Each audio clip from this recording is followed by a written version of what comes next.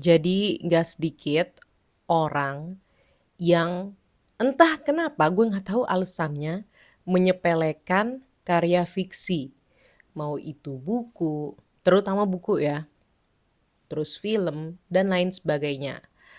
Kenapa terutama buku? Karena yang gue lihat ya dari beberapa komentar tuh kayak, ngapain sih baca buku banyak-banyak, halamannya ratusan, 200, 300, 400, 500, bahkan lebih. Terus dibaca, padahal itu aja bukan kisah nyata. Kalau non-fiksi kan ilmunya beragam. Ada yang self-help, yang membantu diri. Nggak salah juga sih. Ada sejarah, itu kan lebih bermanfaat. Nah, gue punya respons pribadi terhadap itu.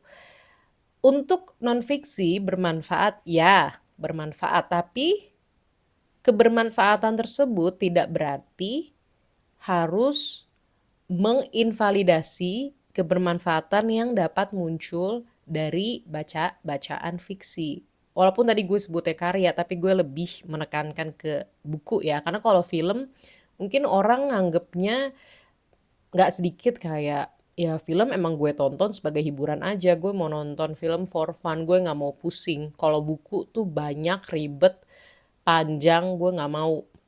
Makanya sering diinvalidasi seperti itu. Nah, kalau misalkan buku fiksi menurut gue justru kalau misalkan kita baca dengan tujuan belajar itu juga bisa banget loh. Karena ini gue terpicu, bukan terpicu, gue terdorong oleh satu tweet di Twitter yang bilang kalau nggak sedikit orang tuh yang kurang empati karena jarang baca buku fiksi. Yang mana gue setuju banget, meskipun bacaan fiksi gue tidak sebanyak teman-teman yang nonton ya mungkin, tapi ketika kita baca fiksi, kita tuh secara tidak langsung masuk ke dunia baru, dunia alternatif yang dibentuk oleh penulisnya, dan kita tuh kadang masuk ke dunia tersebut sebagai pembaca yang dibacakan oleh narator, atau kita melihat sudut pandang dari aku, atau mungkin sudut pandang lainnya ya, cuma yang umum dua itu. Dan dari situ kita bisa lihat, oh tokoh aku tuh gak sempurna ya, kenapa ya gak sempurna? Oh ternyata dulu dia punya trauma masa kecil yang mengakibatkan dia tidak punya semacam dorongan untuk berbuat baik terus, misalkan seperti itu. Dan kadang hal seperti itu tuh tidak bisa disampaikan dengan lebih imajinatif, dengan lebih jatuhnya kayak relatable dengan buku non-fiksi. Biasanya seperti itu, karena buku fiksi ya, entah gimana para penulis itu bisa menulis suatu kisah yang mungkin kisahnya spesifik ya, tapi bisa berbicara ke berbagai banyak orang. Baik yang sudah pernah merasakan maupun yang tidak pernah merasakan. Seperti misalkan contoh ya, gue ambil salah satu contoh buku yaitu La Peste atau The Plague.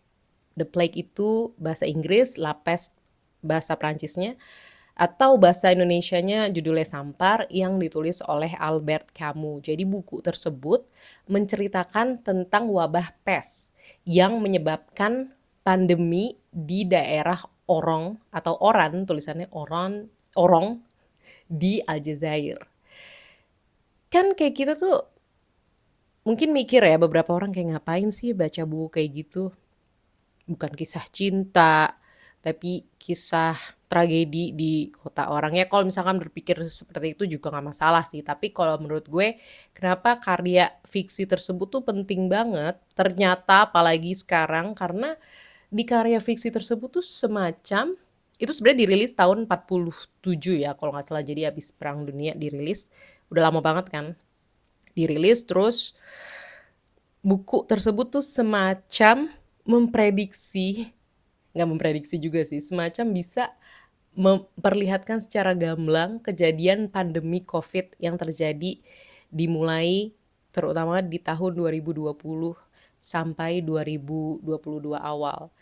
Jadi di buku Sampar tersebut, kita bisa lihat kalau misalkan banyak orang yang tiba-tiba meninggal, terus jumlahnya lumayan banyak, terus dari polisi, kalau di buku tersebut polisi, terus orang biasa, jurnalis, dan pemerintah punya berbagai tantangan dan masalah untuk menghadapi pandemi ini.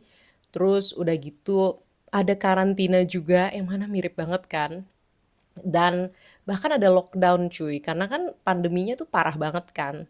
Jadi daripada menyebar, pemerintahnya tuh melakukan lockdown. Dan itu ya, itu mungkin kalau bacanya sebelum pandemi, kita mungkin akan lebih siap ya secara nggak langsung menghadapi pandemi. Jadi kayak kita udah pernah tahu, oh pandemi seperti ini nih pernah terjadi loh. Terus kalaupun setelah pandemi baru baca, itu kita jadi belajar. Oh iya ternyata memang belajar juga. Oh ternyata memang pandemi seperti ini tetap bisa terjadi loh. Dan ternyata setiap masing-masing orang tuh punya kepentingan sendiri yang mungkin kita tidak bisa benar-benar persis ya sifatnya, cuma dari tulisan fiksi, dari cerita yang diberikan, kita jadi melihat sudut pandang masing-masing orang. Kayak misalkan ada satu tokoh, dia minta tolong ke polisinya, ke dokter, untuk bisa diberikan surat khusus agar dia bisa cabut ke Paris untuk bertemu dengan pasangannya. Itu orangnya adalah jurnalis, jadi dia pikir karena gue jurnalis gue coba deh, gak ada salahnya untuk minta akses khusus. Cuma ya gak bisa cuy,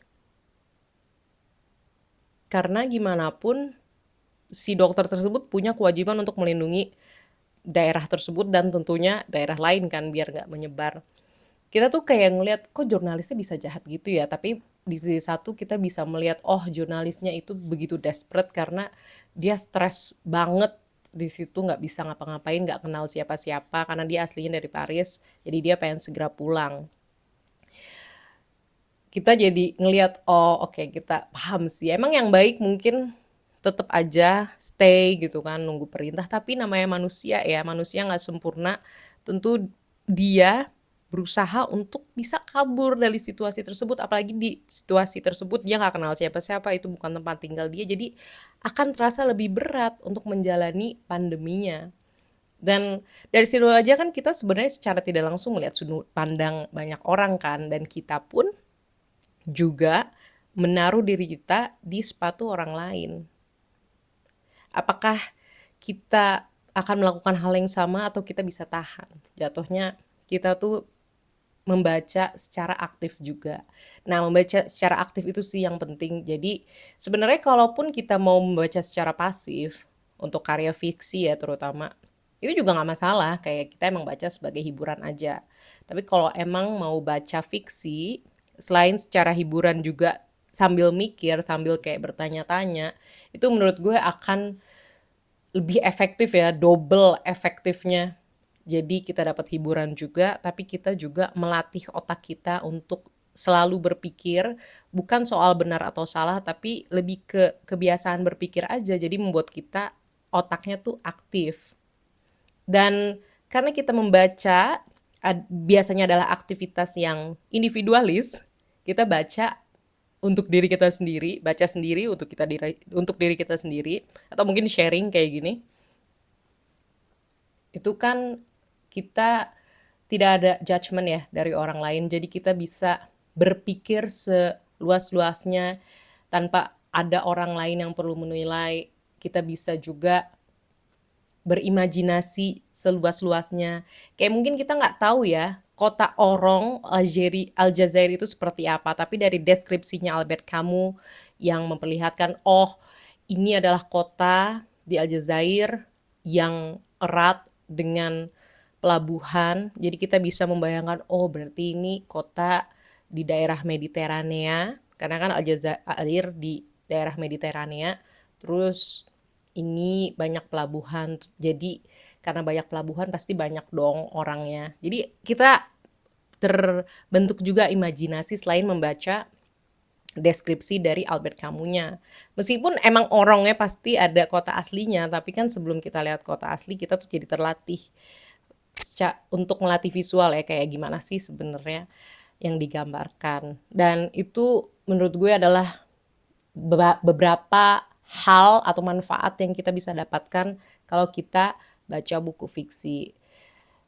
Sebenarnya ya, kalau nggak baca buku fiksi pun nggak masalah, kalau nggak baca buku pun juga nggak masalah, karena balik lagi ya, setiap orang punya hobi, preferensi masing-masing. Cuma menurut gue, sikap menginvalidasi manfaat dari buku fiksi itu menurut gue big no-no, karena justru dengan baca buku fiksi secara rutin, atau baca buku apa aja deh pada umumnya, itu kita benar-benar melatih diri kita untuk tidak dimanjakan dengan konsumsi pasif. Udah konsumsi pasif, durasi sedikit, sebenarnya nggak apa-apa ya. Kalau emang sehari-hari lagi mumet pengen nonton gitu video-video pendek secara pasif, boleh banget. Cuma kalau hidup kita hanya diliputi dengan itu, gue takutnya amit-amit nih otak kita nih tidak banyak berpikir, dan kita pun nanti mudah termakan hoaks, terus mudah termakan propaganda, yang mana hal tersebut akan mempengaruhi kualitas hidup kita. Karena jatuhnya nanti kita nurut-nurut aja, nggak bisa. Dengan berpikir, dengan membaca secara aktif, kita secara tidak langsung yang tadi gue udah bilang, membuat otak kita aktif dan kita pun jadi bisa membentuk pendapat sendiri tanpa perlu disetir oleh konsumsi pasif atau konten-konten yang membuat kita tuh pasif, nggak banyak mikir. Dan itu aja sih menurut gue dan ocehan gue hari ini. Terima kasih yang udah nonton. Kalau misalkan setuju atau nggak setuju, seperti biasa langsung aja tulis di kolom komentar. Terima kasih yang udah nonton. Semoga bermanfaat. Kalau nggak bermanfaat pun, terima kasih yang udah nonton sampai titik ini. Dan sampai jumpa di video selanjutnya. Dadah.